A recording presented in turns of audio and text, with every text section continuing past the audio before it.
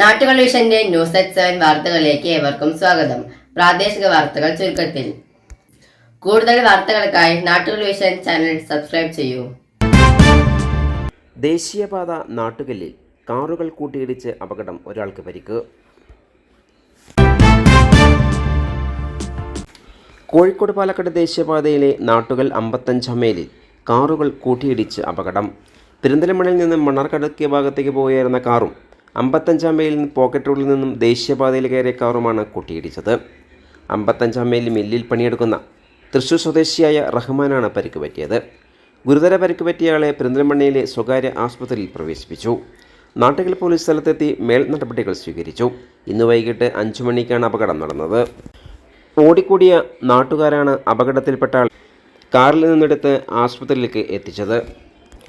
ദേശീയപാതയിൽ അല്പനേരം ഗതാഗതം തടസ്സപ്പെട്ടു.